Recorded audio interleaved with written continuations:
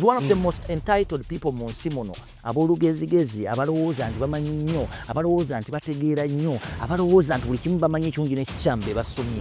Baba Tuff naye batugamba nti you're that person era oli mu kikomera kyabo Kyaba ne mwana wa mugagga bitirira ne mu Harvard mulimu abagezi n'abasiru ne mu Parliament mulimu abagezi n'abasiru.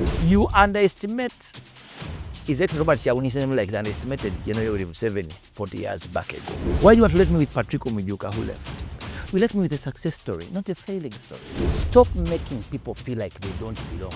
Wano byoyingiddemu bineeno abantu balowooza nti nawulidde oli ayimbye naawe nojja, nawulidde oli ayingidde naawe nojja. Why don't you let me with His Excellency Robert Kyagulanyi Ssentamu? A serving and led by example ngate muyingi. Most of my mbo njali rumo omuntu. So why oyagala comparing an examples is really failed. Rush to comparing a success story. That's why His Excellency Robert Kyagulanyi Ssentamu is attracting big numbers of the common man. Because you relate with him. He comes from their story side. Ate kitali kumuhozi. I always tell people Sibanja, His Excellency Robert Kyagulanyi Ssentamu, he has achieved whatever I prayed for and whatever I feel he set out to do.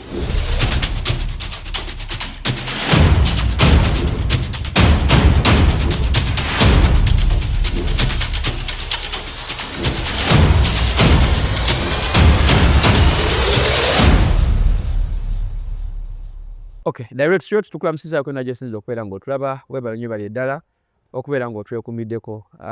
Binyinyi bigenda maaso mu ggwanga naye oba oli awo bikadde katuufu ne tugezaako okubeera nga tukusigira ekifaananyi ku nsonga ezigenda maaso mu ggwanga ennene. Tukyaza abo abayikwatibwako ennyo ku nsonga mpitirivu nnyo. Oba oli awo butugamba nti tuli mu 2025 tuli mu kwetegekera kalu kagenda kubaawo mu January 2026. Bangi nnyo buli omu agezaako okuba nga ayambadde abali basuubira n'abali batasuubirwa bagezaako okuba nga bazze bwe tufuna abaka Parliament tubabuuza performance zaabwe. Yes, bangi batugamba nti ku kyalo nziise nkoze nti ebikopo mbibuze tenti naye ate oba oli awo tubuuza nti ku Hansard obaddeko emirundi emeka. Kigambo ne kibeera kizibu kya kutta kubanga tajja kulimba obadde naye mu Parliament watulawo otula ekibawulako omusaala naye bingi nnyo. Kakati Makindye East eno tuleese interview mpitirivu nnyo ez'omubaka aliyo n'agezaako okuba nga asiga ekifaananyi ku ngeri gy'agezaako okuba nga akola n'ebisigadde. Kakati bangi betulaba ebifaananyi bingi ebiwanikiddwa n'amaloboozi mangi n'obuvumbo bungi ne mu bubujja mwe tuwulira bannamawulize bayitirivu nnyo. Kakati Mwami Ssekidde naye avuganya ku kyambaka Parliament wa Makindye East County Constituency abamusinga bamumanyi nga Tuff B. Myaka mingi tumumanyidde ng'akola programu awo ku TVM wano mu Uganda naye oba oli awo naye yagezaako okuba nga ayambala tetumanyi yakigwiridde yabadde time ye yakibala biyitirivu nnyo. Obulamu outside TV butambula butya then obulamu mu politics okubanga abantu badde bakulabanga omuntu azanyiikiriza ku TV kalina ojja ate bagambe ku nsonga ezigenda maaso mu ggwanga kibanga ekizibu. Performance yabaddeyo ne bana abaliyo naddala abadde mu line entertainment etabadde nnungi tubuuza nti bana bagenda okujja bagenda gitambuza batya. So wetugenda okutambulira so gitambuza ne muganda wange Saifa FX Media abayo mu kugattagatta ebifaananyi ne mu producing channel. Sebo nsanyusa okukulaba. Kale sebo. Nze John Bosco Kisitu. Nsanyusa okulaba John Bosco Kisitu. Okujjako ojja kusangulawo ekyakazanyirizi. Fe twagira mu TV were very professional. In the times twagira ku TV we had professional presenters and hosts. Omwali John Kazora, very good. Omwali Straka Baby, Yes. Omwali ba Dennis Mawanda. These were professional TV hosts. Basajja ba Drake Seke, they used to sit on TV, they would come and speak to you. I'd say they were not only talking, but they were teaching you, they were transforming your life. Okay. So tetwali bakazanyirizi. Yamusa bwana Uganda. Era nze mbalamusizaako badengeza okugamba muganda wange mpite twali bakazanyirizi okuba twali professional. Exactly. Okay. Kyovola nasobola okukola show ya East Africa and I believe ne bw'oyogera ku bantu basatu abasooka mu ggwanga lino ndi ku babiri abasooka East Africa wano nti bw'ogenda e Tanzania boogera ku Tuff B, bw'ogenda e Kenya boogera ku Tuff B. Why? It's a level of professionalism you're exhibiting and you're doing your job, executing your job like any other job. We are journalists. The difference is we are doing entertainment shows and there are those doing current affairs. So, but we do the same job. That's why we went to school as well. Okay. So nabisoma sebo. Sibibatisa sibigwamu bugwi. I know the communication skills. I know how to communicate to public. And that's why I've held that job for over 15 years. On top of that, being the ambassador of a big telecom company for 15 years. That does not come easy. That comes with some level of professionalism. First of all, wano byoyingiddemu bineeno abantu balowooza nti nawulidde oli ayimbye naawe nojja, nawulidde oli ayingidde naawe nojja. kano njagala mukatememu nga nziramu ekintu kino. Stop making people feel like they don't belong. The difference between omwana eyagenda ku Harvard n'asoma ku Harvard n'avaayo n'asoma e Makerere nti yali privileged okubanga kitaawe ne nnyina bamwequipinga ne bamuteeka mu position ereeta entitlement mulowooza essambu ya belonginga owa geto ta belonginga. No way. This is nga bw'olaba ekifo kyonna nga bw'olaba nti ava the chance okutula n'abo abaana balowooza but top notch bava mu way of families basomye balina masters ogenda okunya nabo ogenda okulanga they're not all that nga obalina maaso okitegeera ogenda okulanga they're not what all that nga bola abookera mu kibiina n'osanga nti nno mu gavumenti mubaamu abagezi n'abasiru ne mu Harvard mulimu abagezi n'abasiru ne mu parliament mulimu abagezi n'abasiru but we all belong in the same caucus. The difference is one is our level of IQ twawula but everyone belongs where they belong. But balowooza nti it's after Bobi Wine, it's after Katolu Bwama ne mujja. I think let us not only relate it from Bobi Wine and Katolu Bwama. Let's go to George Weah. George Weah, Liberia. Sambi wampira. Simple examples in of France. So sometimes when we relate to these people, everyone belongs where they belong. Buli institution ebeeramu omugezi nnyo ali average n'omusiru. Ne mu Harvard bw'ogendayo ojja kusanga omwana omugezi ali average n'omusiru. Stanford University bw'ogendayo ojja kusanga omwana omugezi ali average n'omusiru. Mu Parliament ya Uganda bw'ogendamu ojja kusanga omugezi ali average n'omusiru. So everyone belongs. So let us stop making people feel like they don't belong. Tulekerawo okulowooza mu bino ebintu by'abamu. No. It is for everyone. Everyone who believes they can come out and lead people and lead by example. Now, the difference between us n'ababadde mu parliament, for ababadde mu showbiz, ababadde mu kuyimba, ababadde mu TV, ababadde bannamawulire, emirimu yaffe tugikolera mu bantu. Because when mba nnoonya omutwalo bajje mu kivulu kyange, I relate with a common man. Mu kuireetingako nga nnoonya omuntu ajje mu kivulu, I get to identify their problems. Okitegeera. That's why it's very easy for a superstar or a popular journalist to converting a love y'abafaani n'ogifuula obululu. Lwaki? Babireetinga naawe oba baddemu. I want to be Let me finish this point. Omuvubuka wa booda ajja kufiiringa ensonyi okuyimiriza Mataayi lawyer mu mmotoka ye amugambe ssebo diplomat amutegeeze kyayitamu. Naye atajja kufiiringa secure okuyimiriza Tuff amugambe omuwala gututta. Kuba 1 yali faani we ng'ayimba. 2 n'amwagala mu mawulire. 3 abireetinga naye. Ali easily approachable. Bw'abigatta bivaayo. Bw'amulaba tajja mutiisa suuti. Ajja kwanguya okwogera naye, ajja kusobola omugamba ekikola ki? Ekimuluma. That's why His Excellency Robert Kyagulanyi Ssentamu is attracting big numbers of the common man. Because they relate with him. He comes from their story side. Ate kitali ku muhoozi. Mwana yasomera Bulaaya. Tamanyi oba basula enjala. Tamanyi oba walidde oba tewalidde. So you don't put Muhoozi in the same line. Tamanyi na kumanya. I'm trying to show you the difference between them. Muhoozi tamanyi na kumanya mbu enjala eruma omuntu. Tamanyi na kumanya nti omuntu asula enjala. So kati tali credible okulembera abantu. Exactly. Kati omuntu ali credible okulembera yono omuntu omwana gwayambala ekifaananyi kye n'agamba this person has grown up in my perception. But Tuff never tugamba nti you're that person era oli mu kikomera kyabo. Ade mwana wa mugagga. The difference is one. Is you can come from a very good family but as well n'obanga ate okulidde mu bwetowaze ne mu lifestyle ey'omuntu wa wansi eya common man. Nti bw'ogenda e Kabaga Tuff akuze akyakalya mu Capital Pub. Tuff akuze agenda mu Sherry Cafe. Tuff akuze azanya pulu ku soya. Tuff akuze ava e Kabaga kujja Kanjiri wali ng'ayambuka ewaka n'ayita ku Posh Bar n'agulawo enkoko y'oku kkubo. There's a difference. Abadde bakulaba. They relate with you. Kati enjawulo eyo, that's why you see ffe we tuyingira ebyobufuzi, apart from us relating with the common person, we understand what they go through. Waliwo fear. Nalaba Masembe ng'anoonya akalulu, manyi erimu ya Masembe. Yanoonya akalulu, yamala obbawa n'afuluma. Waliwo fear eyo. Erimu ya Masembe yaliwa. Yakolanga omubi Masembe, ani asinga n'omubi Masembe, obukedde eyo. Nti waliwo eyo fear. Omukulu ono wa CBS bwe baamuma n'agenda ebweru. Lwaki oyagala why don't you relate me with His Excellency Robert Kyagulanyi Ssentamu aservinze and led by example ng'ate muyimbi? Why don't you relate me with the Right Honorable Joel Ssenyonyi who has exhibited high level of professionalism. Exactly. So what you are comparing an examples is really failed. Rush to comparing a success story. Oh, it's possible kubanga nawe so babali. Exactly. So I can be the next slop. I can be the next slop. Mu parliament. Rush to relating an oya but they successful. Why do you want to let me with Masembe who failed? Okay. Why do you want to let me with Patrick Omujuka who left? We let me with a success story, not a failing story. Tuff, by and large, ogenda mu parliament. I will. Ogenda kubanga eri obulamu bulala oba perception ndala nnyo. Yes, oyinza okugamba ngenda batesiza naye kuliko presiding officer asobola okubuusa omukono, asobola okukola otya. Society ekusuubira ki nti enjena bisobola okulaba nga iweese mu Uganda somewhere nga in any way omuzindalo gujja kukula because bangi betwali tusuubiramu nekigaana oba dictates of the place gyeri kiri oba kiki golowooza ogenda kuba kyafuliwa. I think most of the people abalemeddwa okuteesa mu parliament they have low self esteem kibeera kya buzaale kuva buto.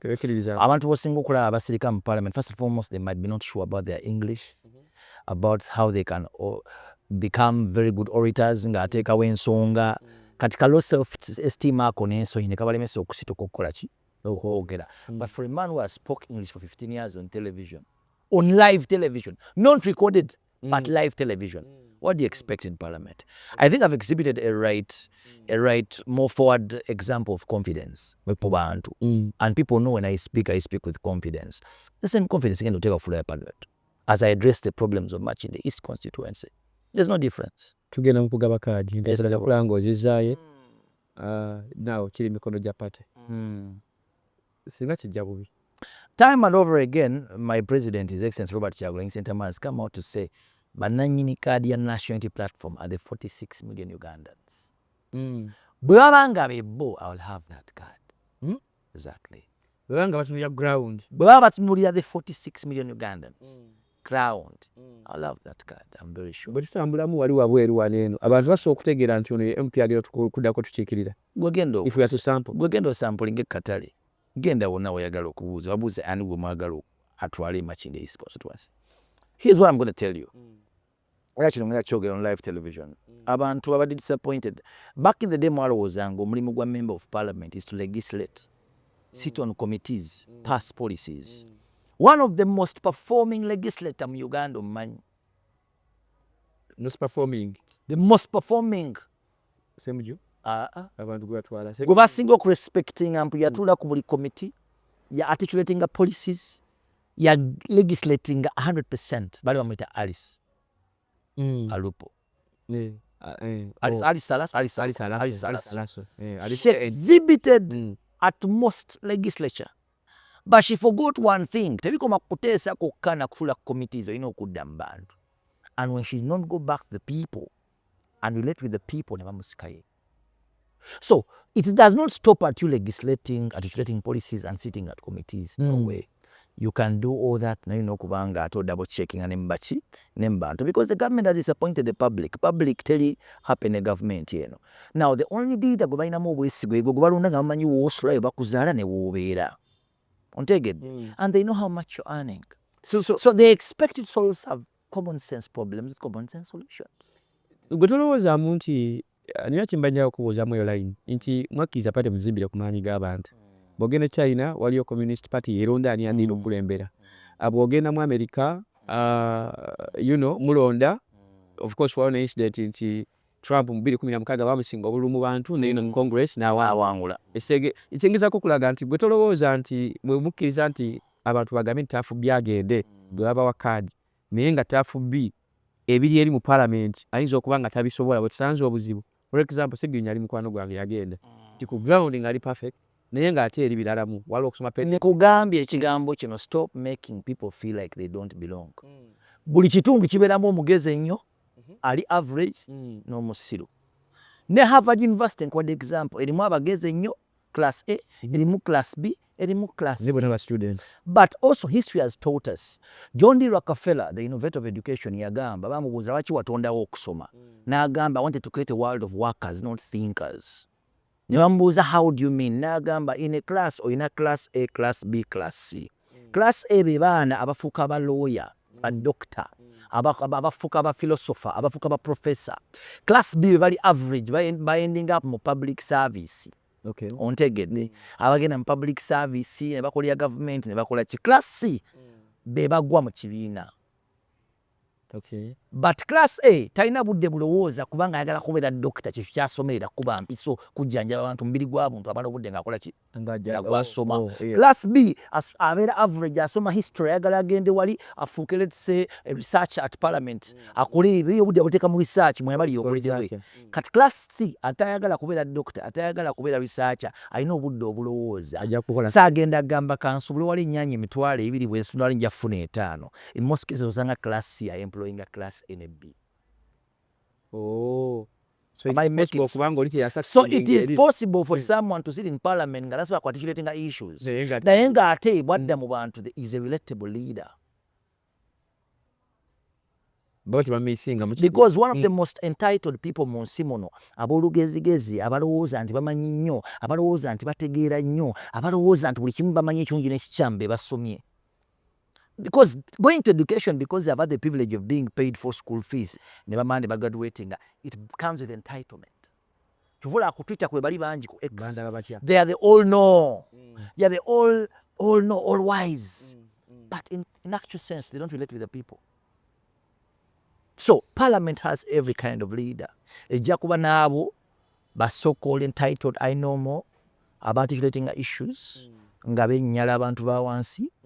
Babeena abo bali average, abampa weegwa agezaako ku articulating n'agezaako n'okukulembera. Babeena abatatekinga issues naye ng'ate mu kubeerawo omuntu wa wansi bakwata kisooka. Rest in peace. Nina ekibuuzo kyentera okubeera nga mbuuza abantu. Igwe okakasa kwenyufi ku kitebe gy'obeera mu meetings z'obeeramu entonotono mu kitebe ky'okkiririzaamu president gw'okkirizaamu Honorable Kyagulanyi. Okakasa mulina amaanyi agatwala General Yoweri Kaguta Museveni. In the sense of General Yoweri Kaguta Museveni. Jecha ne bagamba nti Mwami Kyagulanyi atuta obuyinza bw'eggwanga linene. Let me tell you something.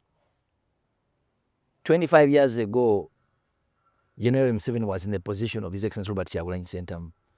He was a young man. 40 years back. Undermined. Obote yagamba, this bandit here. What happened later, after 40 years? Never joke with the power of an idea. If you have had history teach you very well, in the days of Malcolm X, Martin Luther King, never joke with the power of an idea. His Excellency Robert Kyagulanyi Ssentamu has addressed what people are going through. He has spoke for the common man because he's a rose flower, ekulidde mu muki kulwazi. So amanyi what it means to survive in Uganda. So he's addressing what many of us fear to address. And he's speaking it boldly. So if an idea whose time has come cannot be stopped, you underestimate His Excellency Robert Kyagulanyi Ssentamu like they underestimated General Yoweri Museveni 40 years back ago. And he had to go to the bush with just 27 guns and 20 soldiers. And where are we after 40 years? Same story. It will happen. Do you think Museveni has the next 10 years alive? 15? No way. Age is on our side. Okay. Time is on our side. Bw'oba describing Honorable Kyagulanyi oyinza kwesa bigambo ki? Right, Honorable Kyagulanyi Ssentamu is a leader, not a politician. That is why people are failing to understand his context of leadership. He wants things black and white. Tayagala bikubo. Politicians have had this room ey'okuzannya ebintu nga bifuula political. For him is just a leader. White is white, bad is bad, good is good, and that's him. But Tuff gwe mwana w'omugagga overi wasoma olina degree okola ku TV, you come and you believe in someone, a minor, a ghetto person, a ghetto. Because I relate with his story. I was raised by a mom with a father, but my mom died at a young age. I've gone to the trenches. I have my story. Just kugabana public. Bajimanyi. It's not all merry. See, Jude roses. It's not all merry, my brother. There have been some hurdle. There have been some hardships. But we confine in His Excellency Robert Kyagulanyi Ssentamu because he stands for the common man. Ate ekintu kyalwanirira ekituufu people power amaanyi gadde eri abantu. Amaanyi gave ku individual ne particular kabondo k'abantu 1,200 nedda gadde mu bantu beesalirawo ani abakulembera. And it's happening. Let me tell you something. I always tell people, Sibanja, His Excellency Robert Kyagulanyi Ssentamu, he has achieved whatever I prayed for and whatever I felt he set out to do. 15 years ago wagenda ku stage ya boda nga tunyumya mipiira, tunyumya ndongo, Chameleone yayimbye ku Sherry, tunyumya gundi yarwanye ne gundi, tunyumya mupiira gwa Joe Arsenal yakubye Man U. As we speak right about now, buli stage ya boda gyoyitako omwana alina akaleediyo ali mu kuwuliriza kkiriza oba gaana. Ekitaaliwo luli. Every person, every young man has understood I have equal share ku keeki ya Uganda. Ng'omwana ava mu first family gy'alina. Lino eggwanga si lye yekka nange ndikola ki? Linako share. So if everyone has woken up to understand they are entitled to this. So that was the Kyagulanyi effect. That's the Kyagulanyi effect. Buli omu n'ategeera nti ku keeki ya Uganda nnyinako, ku gold gwe baakazuula mu ttaka omwo nnyinako ettaffaali. Nga bali bwe balowooza nti balinako ettaffaali nange ndiina. And that's his greatest achievement. Research has shown that omuntu okugenda mu parliament wano ng'ali mu central region weetaaga close to 500 to 1 billion. Western 3 billion, Eastern 1.5, Northern around 500 to 1 billion. Question gyetubuuza nnyo bannabyabufuzi tubabuuza nti capital base eyudda wa? Because it's a perception gye batuuze mu bantu balemesa okuyingira ebyobufuzi. Because politicians bakikola balemesa okuyingira ebyobufuzi babatiise mutye. Naye stories are happening in the central region bali yasendezo ne batakulonda. Because si basiru bamanyi abagattako. I'll give you a case in point. One of the things kyensinga okutunda mu bavubuka najja ne mbagamba, one of the things that has made my manifesto stand out much in the East, nabagamba one of the biggest challenges tulina much in the East is unemployment. Abavubuka tebalina mirimu. Tebalina mirimu. Ne mbagamba no, but we can do something nga bwe bakola e Bulaaya. Let's create a job center libayite ekkolo ly'abakozi. Tuyiteeke e Namuwongo oba mu Kibuli. Every young man from the most land paka wansi kwatasomye akwate photocopy ya ndangamuntu, ebbaluwa LC, photocopy ya driving permit awumuzaawo ku job ki? Ku job center. Mbadde mawuli emyaka 15. I can brokerage a deal between National Broadcasters Association through my chairman Kin. Tuwayi radio ba TV egenda kunsaba ssente ziranga kintu kiyamba bantu. Nze nkuba akalango ku CBS, nkuba akalango ku NBS, nkuba akalango ku Galaxy, nkuba akalango ku Baba TV, ku UBC. Onoonya mukozi kikaaki. Onoonya mukozi wa byabukugu, onoonya mukozi akola mirimu gya wansi. Jangu ku job center yaffe Namuwongo tukuwa muki? Omukozi. As I speak, waliwo nanyini forward yahagoba driver ta reporting a sente mbudde anoonya driver gwazzaawo tamanyi gy'amujja. As I speak, there is a Betty Muyenga who's making calls in Masaka yakazaala omwana anoonya maid akubye essimu okumala wiiki 3 tanafuna maid tamanyi gy'amujja. Once I put a bridge wakati w'abalina emirimu n'abaginoonya nennanga nnyo nti nnyina abaginoonya nga nnyina documentation ebakwatako, buli anoonya abakozi agenda kuddukira awo okufuna abakozi, abaana b'omu kitundu omukisa gusookera ku bo. Okay, by and large. Am I making sense? Yes. Am I making real sense? So that does not mean oba wadde nti mbeerawo omulimu gugenda kujja. First and foremost, mbasiba wadde beerawo nti omulimu gugenda kujja. One, I'm creating hope. Mu community yange mwembeera weekwate bulungi nti omwana yeekwate bulungi nga tumugamba we must make sure toyina any law gy'omenye tebakutte ku mumenyi bw'amateeka okufunira omulimu. Two, I'm creating for security for employees abayagala abakozi nga senga amubba amanyi waanaakola ki? Waanamusanga wamujja. Three, I'm making sure buli muntu abadde aluuzinze hope alina essuubi nti waliwo anoonyeza omulimu gw'okukola ki? Gw'okukola simple as that. Osustaining otya obulamu tokyakola ku TV. You know, ogenda byabufuzi. Sente zigenda. Bro, I've been working for 15 years. What do you think I've been making? Mbadde nkola mayinja. So oli mugumu. Bro, how am I running a campaign? Nakola tournament 5 mu constituency yange. Nzijanjabya abalwadde ekansanga. Oza resources enkozesa nzijjawa. When you have a dream, you plan for 5 years. You save for it. Tokera bukezi kumakya n'okigwamu. This plan I had from 2019. My close friends will tell you. Nabagambanga 2026 ngana mu parliament. I did plan for this. I saved for it. Secondly, we are lucky to have good friends and family. Once you share with them a dream, njakulaga ku WhatsApp yange, they fundraise for you, never planning it. So we are well equipped with resources to win this campaign. We are equipped with the resources. Exactly. Kati mbadde nkola mbadde mbikozesa ki? Mbadde saving. Mbadde MTN mbadde mpa $1 million nga brand ambassador wa MTN for the past 10 years? nga sigase ku musala gwa NBS because tuvaayo mumawulire kwogera betufuna muba mulowooza tufunanga bana bagamba mbu bahosti bafuna $5,000 no my dear, some of us have been earning very good money. Ezo $1,500,000 eza MTN nze mbadde mpanga MTN bwana ambassador sizigatta ku musaala gwa NBS kati wengattako omusaala gwa NBS okumala emyaka 10 amaani Katonda gasse ku musaala gwa NBS okumala emyaka 10 ng'obala 5 za MTN. ebadde mu Dolphins. You think I'm too stupid okutasavingako million 3 nga nkimanyi ngenda mu kalulu for the next 10 years mbadde nkolera tamale yakolanga bwati. Okay, tugende nina ekyo mukulaba NRM eri mu kugezaako kukola kye bayita Buganda for Museveni erambula ebitundu ebyenjawulo bagezaako okunoonya abantu badde baba trusting bandla byonna babikoze naye simanyi gwe olowooza nti Buganda esobola okudda mu mikono gya NRM ate ng'olaba bakwata ba ghetto youth babakubisa abantu bababisa ebintu by'abantu mu kibuga. That is Buganda for Museveni. Nga Damulira ali mu kukwata ghetto structure yonna agitwala mu laale ya Museveni bw'evaayo nejja nekuba abantu ne babbako ebintu. Kyokka baghetto youth tebaliwo abaplantinzemu tebalimba. Baghetto youth twababuulidde ekyokukola. Be careful. Mwe kennyini bawadde emitwalo 2 ne mukuba bannammwe ku kyalo because mwagala kuyita mu kalulu k'abavubuka kati muliira ku nsiko. Because one muggyeko nti no Damulira yaswadde ali mu bakwata basiba nammwe kennyini muli mu buzibu bw'amaanyi because ogenda kudda otya ku kyalo. n'abantu boyogerako balina obuyinza oboogera n'amannya. No. So what? He's a Ugandan like I am. My brother, he's a Ugandan like I am. But enjoying a big position. It's okay. It's just a position. Over time. Tewalabye gundi we are facing the victim. Eyali former inspector mukyala gwe bakubye Akulo. She fell victim of their own doing.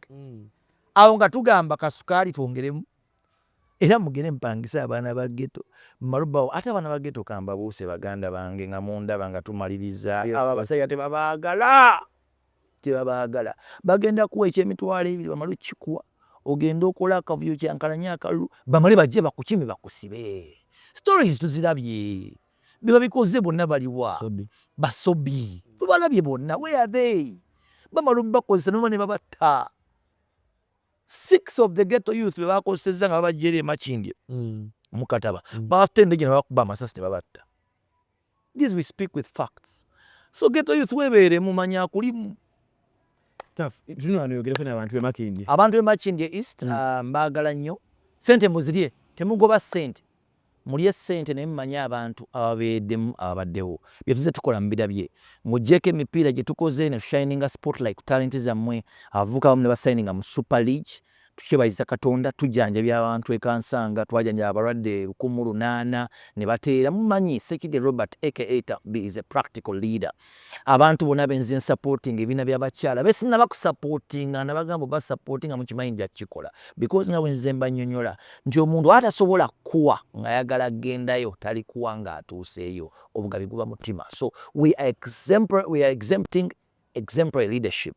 Tetugenda kukoma mu legislating issues kugenda ku legislating committees nedda. Twetaaga omukulembeze ng'agenda kubeera n'obudde bw'abantu abeere nabo mu budde mu bunno mu kabi atambuze nabo apromoting ebitone by'abavubuka at the same time alumirwenga bo abe bamulumirwa then ate agenda atuteeseze. And that is Ssekidde Robert aka Tuff. Keyazanyise ensuti zo zirina eri bamala matayi